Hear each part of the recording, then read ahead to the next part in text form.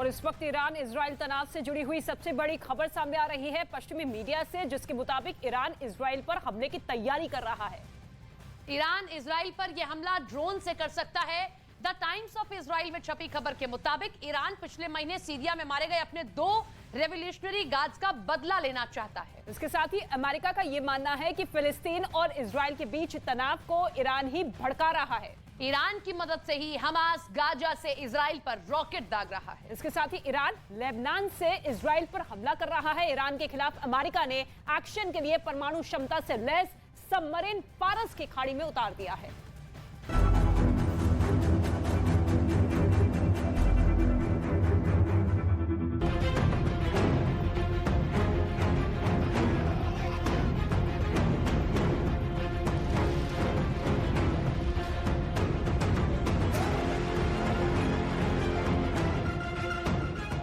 खाड़ी परमाणु बमों के भार से घबराया हुआ है।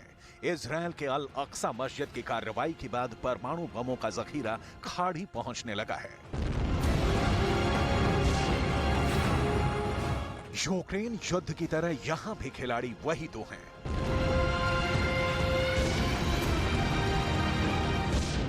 अरब देशों की आंख की किरकिरी इजरायल के साथ अमेरिका खड़ा है और बाकी खाड़ी के देशों के साथ रूस खड़ा है।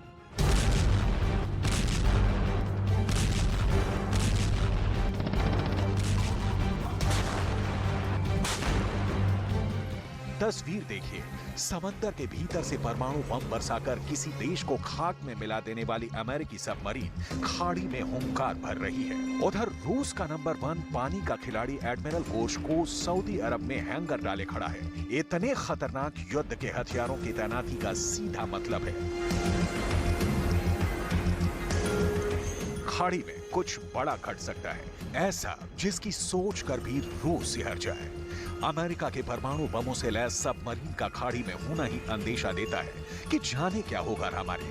ऐसा क्यों है, इसे समझने के लिए रूस के एडमिरल गोश्को को सऊदी अरब के पास तैनाती की कहानी भी आपको समझनी होगी।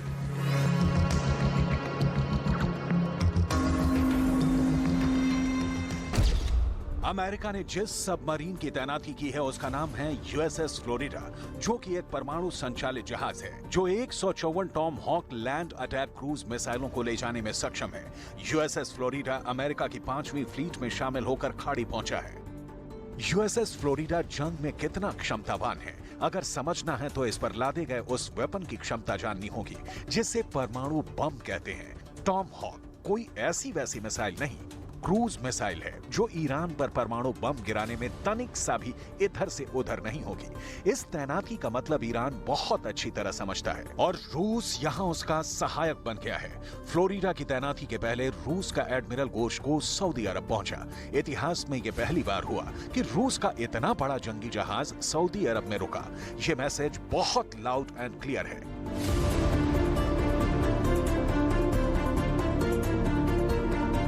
क्योंकि इसकी टाइमिंग है अल अक्सा मस्जिद की घटना के बाद की। यूएसएस फ्लोरिडा और एडमिरल गोश्को की संपूर्ण कथा आपको दिखाएंगे, लेकिन उससे पहले उस मिसाइल की फायर और फाइट की क्षमता जान लीजिए जिसे टॉम हॉक क्रूज मिसाइल कहते हैं।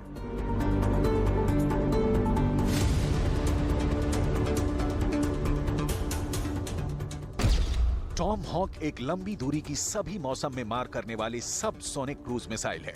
यह मिसाइल मुख्य रूप से अमेरिकी नौसेना और रॉयल नेवी के युद्धपोतों पर पनडुब्बी से जमीनी लक्ष्यों पर हमला करने के लिए इस्तेमाल की जाती है। इस मिसाइल की रेंज 1250 किलोमीटर से 2500 किलोमीटर के बीच है।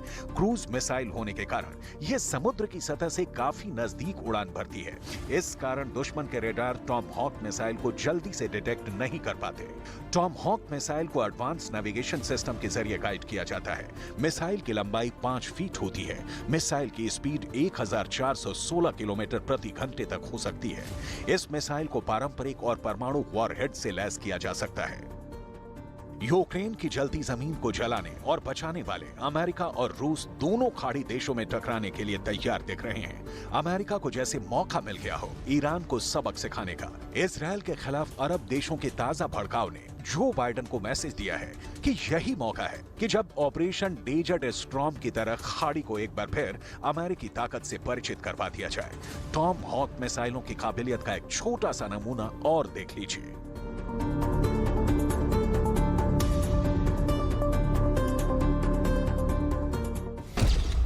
अमेरिका की टॉम हॉक मिसाइल अत्याधुनिक नेविगेशन सिस्टम से लैस है। ये मिसाइल अपने लक्ष्य तक सीधी रेखा में नहीं जाती है।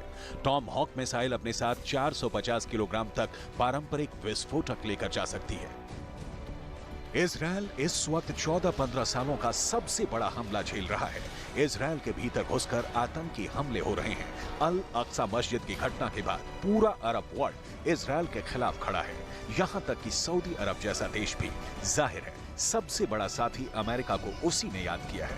और अमेरिका अपने 5वें बेड़े के साथ परमाणु मिसाइलें लेकर मोर्चे पर पहुंच गया है। जेद्दा में पहुंचने से पहले एडमिरल गोर्शकोव ने 2 प्रमुख संयुक्त अभ्यासों में हिस्सा लिया। फरवरी में पश्चिमी हिंद महासागर में चीन और दक्षिण अफ्रीका के साथ एक और चाबहार बंदरगाह के पास ओमान की खाड़ी में चीन और ईरान के साथ एक त्रिपक्षीय अभ्यास किया। रूस ये संकेत देने की कोशिश कर रहा है कि वो एक वैश्विक शक्ति है और यूक्रेन में गतिरोध का सामना करने के बावजूद भी उसे रोका नहीं जा सकता। ईरान या सऊदी अरब जैसे देशों के साथ खुद को खड़ा करके रूस अमेरिकी हितों को सीधे चुनौती दे रहा है। ईरान इसका सूत्रधार है, लिहाजा अमेरिका डायरेक्ट ईरान पर चोट करना चाहता है और उसे पता है कि इसके लिए उसे इजरायल का सहयोग चाहिए। इजरायल खुद ही अपनी परेशानियों से घिरा है और इस बार भी सवाल उसके अस्तित्व का है और इस बार भी उसका सबसे बड़ा दुश्मन है ईरान। क्यों? इसकी 4 वजहें समझिए।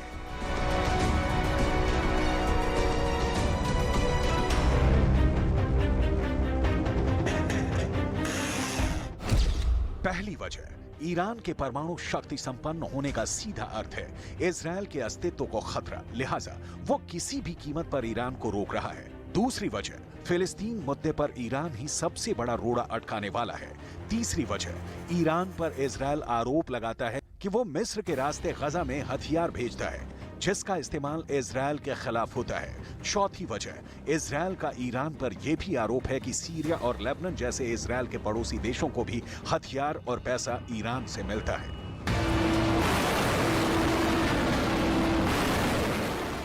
इजरायल और अमेरिका ईरान की बढ़ती ताकत को रोकने के लिए हर एक्शन लेते हैं। अंतर्राष्ट्रीय मंचों पर अमेरिका कूटनीति करता है और जमीनी तौर पर इजरायल अपनी मिसाइलों की ताकत का प्रदर्शन करता है। अमेरिका की ईरान से इतने गुस्से को समझना रॉकेट साइंस नहीं है।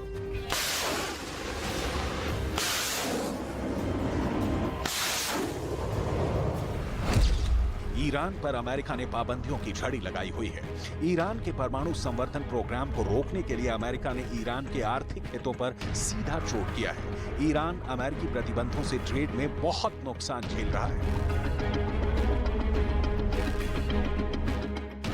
ईरान पाबंदियों की इस बेड़ी से कसमसा रहा है। अमेरिका से उसके ऐतिहासिक भेद भी रहे हैं, लिहाजा ईरान धीरे धीरे ही सही रूस के खेमे को एक तरह से ज्वाइन कर लिया है। ईरान अमेरिका के मना करने के बावजूद अपने कामिकाजे ड्रोन रूस को दे रहा है। रूस इन कामिकाजे ड्रोन का इस्तेमाल यूक्रेन के खात्मे के लिए कर रहा है।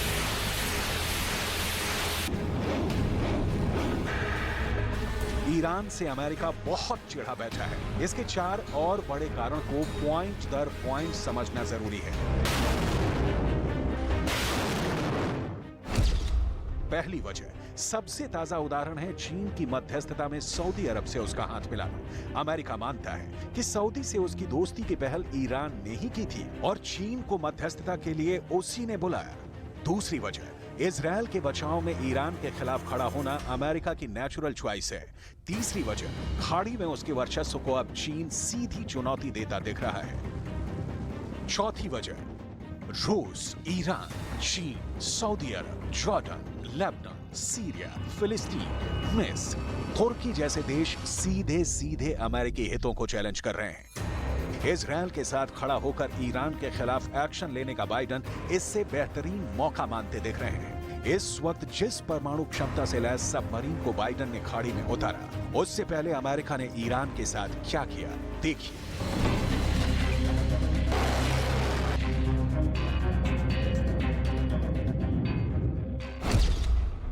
पिछले महीने अमेरिकी सेना ने सीरिया में ईरान समर्थित समूहों के खिलाफ हवाई हमले किए थे। अमेरिका ने यह हमला तब किया जब एक अमेरिकी ठिकाने पर ईरानी ड्रोन ने हमला किया था। जनवरी के अंत में अमेरिका ने इजरायल के साथ युद्धाभ्यास कर ईरान को बड़ा संदेश दिया था। ईरान के साथ रूस और चीन का त्रिगुट अमेरिका का खेल बिगाड़ सकते हैं। अमेरिका इसका मौका नहीं देना चाहता, लेकिन इस रास्ते में ईरान हर बार बड़ी अड़चन डालता है। ईरान एशिया के इस हिस्से में खुद को किंग की तरह देखना चाहता है और अमेरिका ऐसा कभी नहीं होने देगा। तो सवाल उठता है कि अब आगे क्या गजा से उठी युद्ध की आवाजें शांति के प्रयासों से थम जाएंगी, या यूक्रेन की तरह खाड़ी में भी युद्ध की ज्वाला भड़केगी और ईरान का हश्र यूक्रेन वाला होगा? बस यहां अमेरिका और रूस जैसे खिलाड़ियों का रोल बदल जाएगा। ईरान होगा यूक्रेन, लेकिन उस पर हमला रूस नहीं अमेरिका करेगा, और रूस का साथ जैसे बेलारूस दे रहा है। अमेरिका को ईरान पर हमले में इजराइल सपोर्ट करेगा, लेकिन अमेरिका के साथ पोलैंड के रोल में खाड़ी में कोई देश नहीं है जो उसे खुलकर सपोर्ट करे। मतलब यहां भी खेल महाशक्तियां ही खेल रही हैं।